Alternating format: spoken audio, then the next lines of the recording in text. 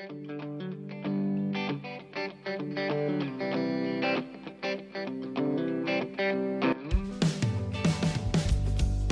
back to Moments That Matter. Our guest today is author Stephanie Derrick.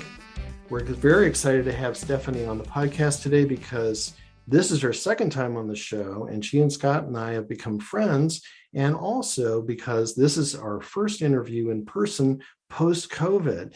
Stephanie now spends part of her year in South Carolina, and so she's graciously come to Southern Wesleyan so I can interview her in person. Stephanie has a PhD in history from the University of Stirling in Scotland, and she is the author of the book, The Fame of C.S. Lewis, about the differences in Lewis's reception between Britain and America.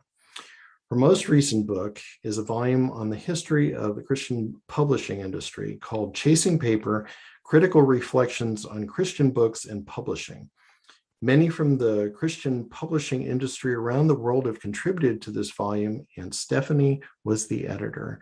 Thanks for joining us today, Stephanie. Thank you. I'm glad to be here. So when last we had you on Moments That Matter 2 years ago, you mentioned this history of Christian publishing project as the next thing that you'd be working on. Since then, you've had myriad conversations with people all over the world. A quick glance at the table of contents tells me that you spoke with individuals working in the US, the UK, Sub-Saharan Africa, Latin America, Pakistan, Brazil, Canada, and elsewhere.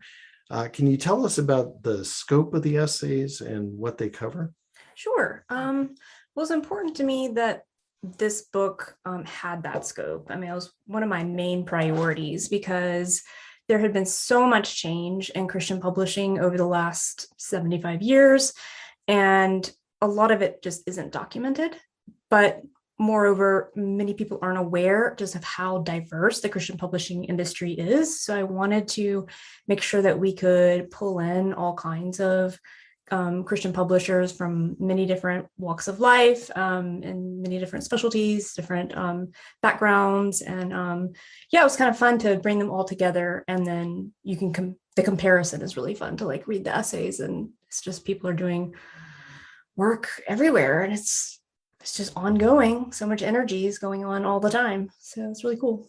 And so what did you learn reading those essays? Did anything surprise you? Yeah, I mean, I think there are themes that go across everybody's work in this industry. They're all facing a lot of the same challenges, and they are rising to meet those challenges in various ways. But it's also just the different stories within that. Everybody has a personal story as to why they got into the industry, why they love books, why they are working so hard to bring new authors' voices to the world, etc. So it's really interesting just how personal they are as well. There's some really cool tidbits and narratives in there that are just, it makes for fun reading. It's not dry, like, yes, we can talk about the rise of Amazon and how hard that is for publishers, but you also have like an essay on somebody who moved to South Africa and discovered books there and the love of reading there and the love of God there. And so became a publisher after working in a bookshop in Pretoria, South Africa. So that's really fun. So Stephanie, I noticed that the foreword to the book is written by Philip Yancey. I would love to know how that happened, and maybe you could read us an excerpt from that. Sure. I mean, Philip Yancey, I emailed him and he was super generous, and he wrote this little foreword called Farewell to the Golden Age, because he, his career has really spanned, the period that's under question in this book. So he's seen all of the changes that these publishers are talking about. And it's really interesting because he talked about one thing that several people noted, which was the importance of Christian bookstores. And that's something I didn't really appreciate, how important they were to the health of the whole industry and the supply chain. So I have right here on in his foreword, Yancey says, he's talking about like what the bookshops meant to people. And he said, no longer would shoppers browse the shelves, pick up books to scan the contents, and walk out with 5 books when they had intended to buy just one. Now they ordered the one they wanted online, untempted by new books they did not even know existed. Scores of college and seminary bookstores closed as students ordered their required books online, forfeiting the ability to browse among unassigned books that also might interest them.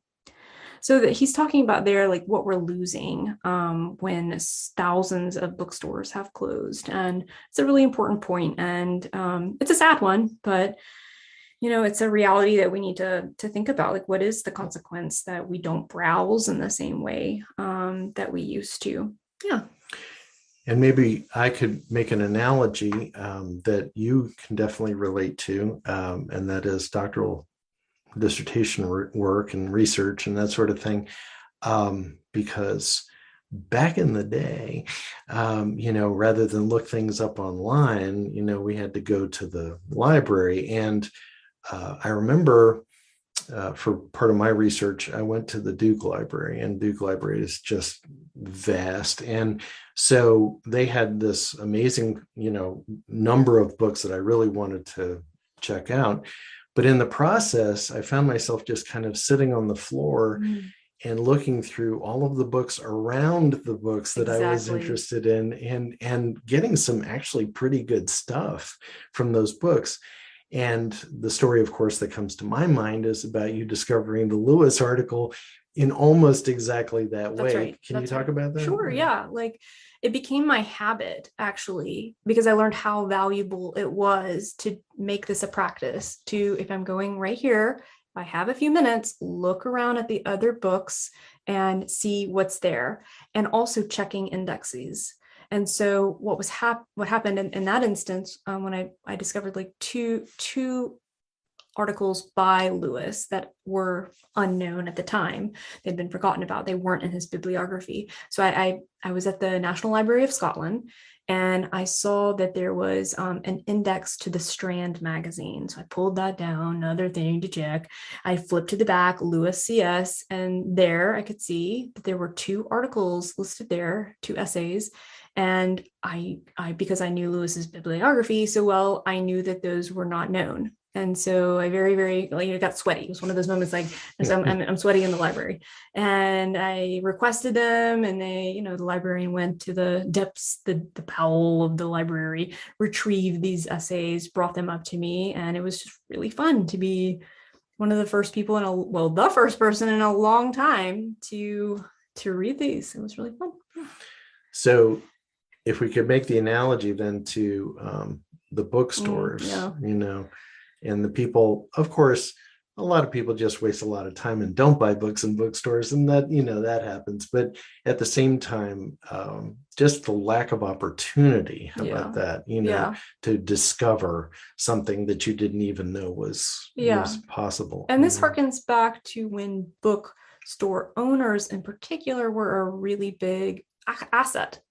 They were people who knew this, where they were very well read, and you could ask them. Maybe they were a little intimidating, say like in the 30s or 40s, a bookstore in New York City was like really intimidating, walking in there, and dealing with the guy who didn't want to deal with you, and you're requesting, some obscure thing. But they are a resource, and that's another resource that's going the way of the bookstores. So it's a loss. Yeah. And now, rather than think in terms of rare books, we think in terms of open domain and and is it online? Did Google scan it in, and that sort of thing. Because we have a lot more familiarity with the publishing industry in America, is there a way to differentiate it from the rest of the world? I would say that you could divide it roughly between the West. Publishers in the UK, Canada, United States have the bulk of power, influence, the bulk of titles. They have the bulk of financial resources.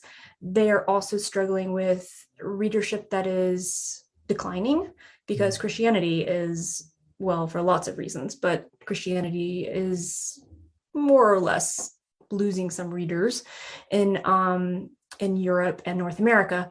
Whereas the global South, the 2/3 majority, a lot of publishers there are struggling to meet and create books that reflect their own populations, their own readers, their own audiences. You know, if you're Wansukma and you are working in the Philippines and you see that there are a lot of Asian Christians who are not seeing themselves reflected in the seminary literature, that's a goal for him, and it was, and he largely met that goal, to try to publish more of those Asian scholars. And but there's real challenges because without as much of the resources, generally speaking, that compared to the West, they need to. It's a struggle to find the distribution channels to get the many voices that are so valuable and needed in the global South to the rest of the world. That's the challenge. It's not that people do not have something to say. They do. They have a unique perspective. But it's about finding a way to get those voices heard. So those are two kind of big lumps you could divide the publishing world into. One of the things I recall from going to Ukraine as a missionary was I was working at an institute that was essentially a network of Bible schools, and their curriculum was based on American books. And so they had wholesale brought over literally 120 credit hours of those books, translated them and printed them in country. Do you feel like that model is changing for some of the countries? I don't know if I think it is changing. I don't know to the extent that it's changing. That model has been in place for a while, and it's certainly problematic. Everybody knows that it's problematic, that the remainders of the Western publishers are shipped abroad, and that's what a lot of people get to read. And that's not a good or sustainable situation. So people are working to, remedy that. People are not unaware, and they're trying. But this is an area that very little research has been done. So I think I just hope more is done so that we know the situation, because I can talk to a few people. I've talked to a few people and heard this, but I don't have a lot of resources I can go to that describe what's happening. That work is not done yet. It just doesn't exist. Right.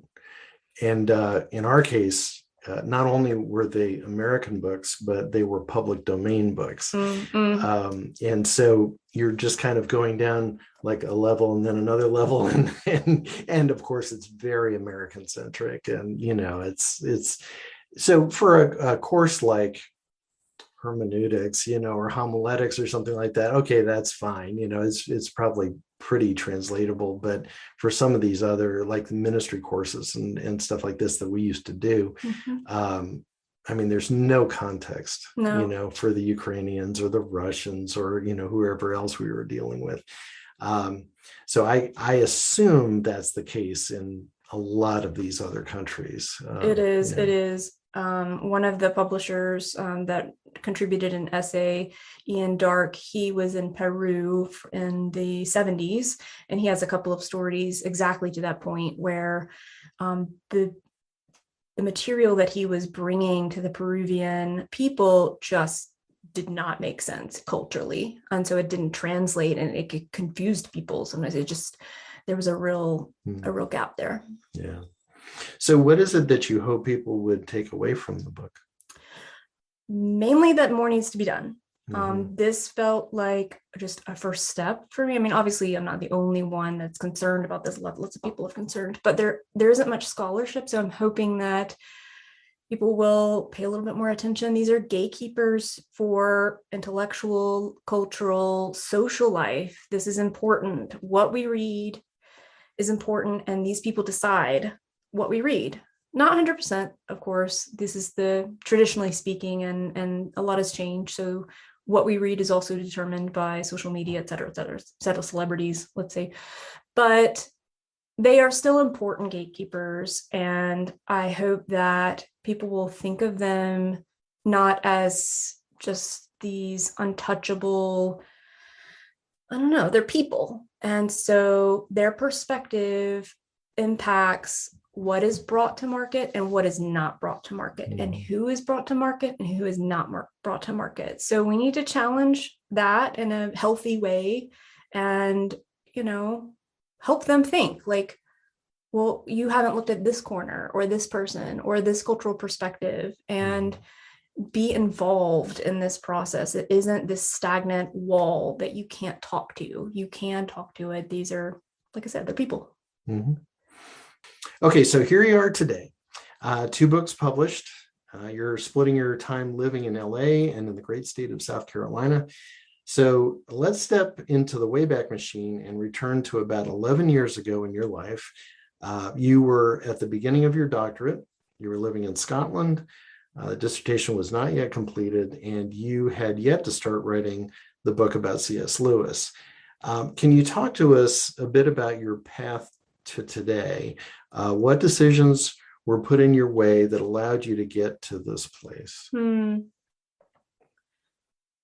It's interesting. I was telling my friend was asking me about kind of why I, decided to do this project or that project, and kind of joked with her that I kind of complain through any project that I do. But for me, it's about seeing a gap and knowing that I have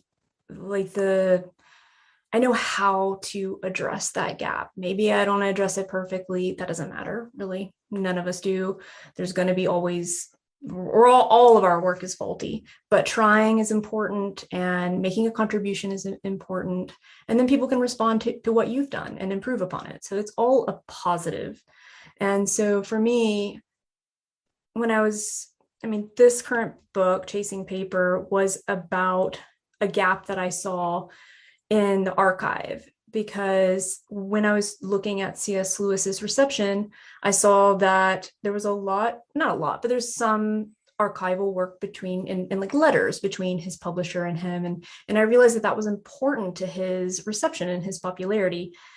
And that a lot of people were doing kind of studies on book history, publishing history, but Christian publishing history, just not very many people are working in this area. So then I thought,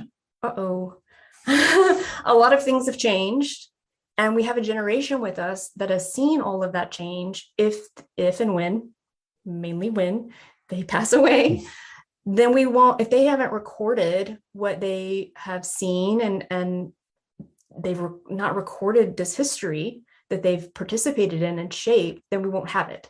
So it's really critical. And if I have to do that, like nobody else is doing that. So I'll just complain through that one. Right. and then it's done.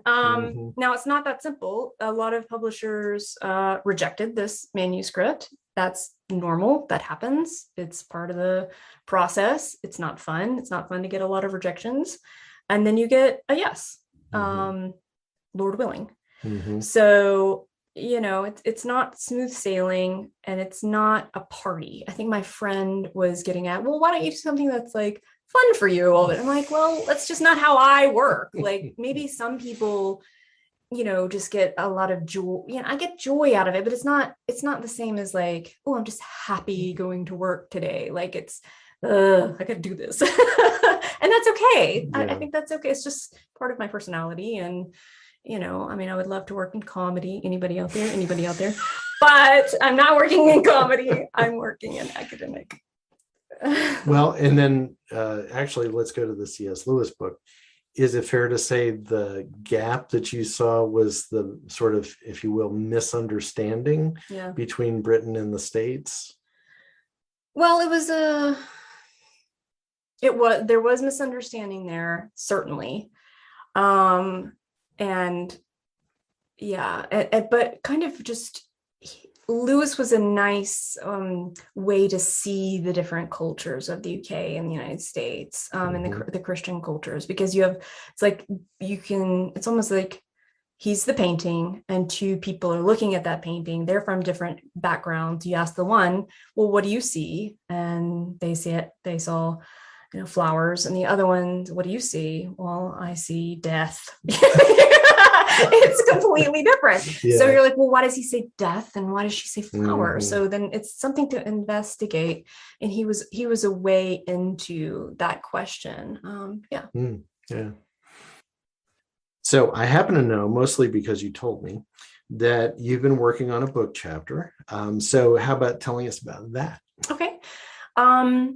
Well, that one is on women in the Christian publishing industry. And for fear of, despite, repeating myself, like it was just another gap I saw. If Christian publishing is neglected, women in this space are really, really neglected.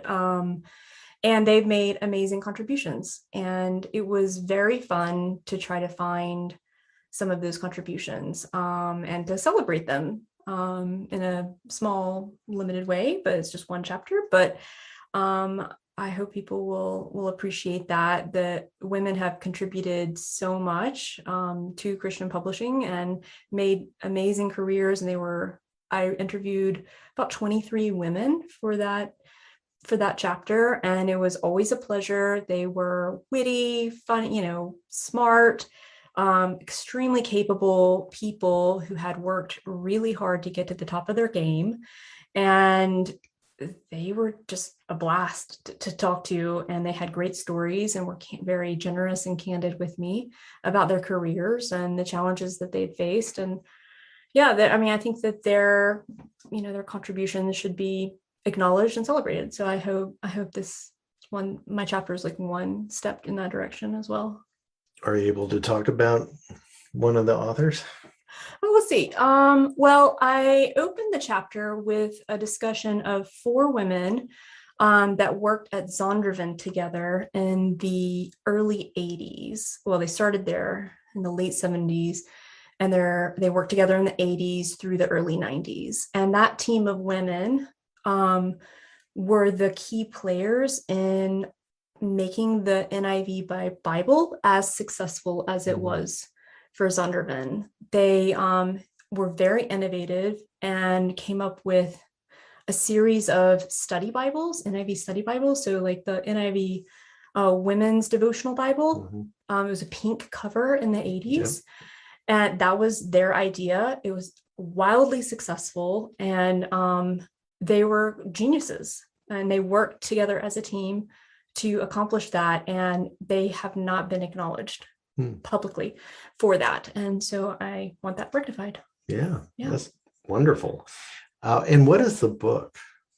The book is the Edinburgh Companion to Women in Publishing, 1900 to 2000. Oh, wow. Yeah. Okay.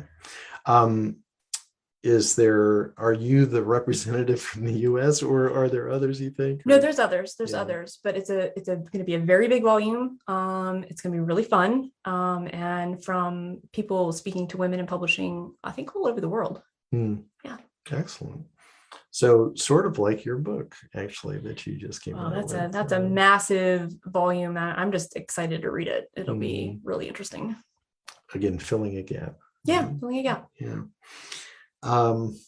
Well, we appreciate you spending time. That's so much fun. Thank you so much coming to campus. Definitely. So we wish you all the success in the world with the new book and with the chapter and the other book. And we want to thank our listeners, and we hope that you'll join us again next time. Thanks for listening to Moments That Matter, a podcast that looks at the moments in our lives that come along from time to time that have consequences long after the moment, especially those moments that have to do with the choice of vocation. In his book, Let Your Life Speak, Listening for the Voice of Vocation, Parker Palmer speaks of a clearness committee in the Quaker tradition, wherein a group of older, wiser people ask questions of someone considering a life choice as a way of clarifying the next step. We may not meet with a committee about these big decisions, but we all have these critical junctures in our lives, which we can think of as clearness committee moments. We need to pay attention to these moments because they are profound and potentially life-altering. We'll relay stories from our lives and interview others about theirs, especially noting the clearness committee moments, those we choose to recognize and those that were sadly ignored, those decisions that were made with God in mind and those that were not. Our hope is that these podcasts will cause you to think of the same kind of moments in your life with new clarity.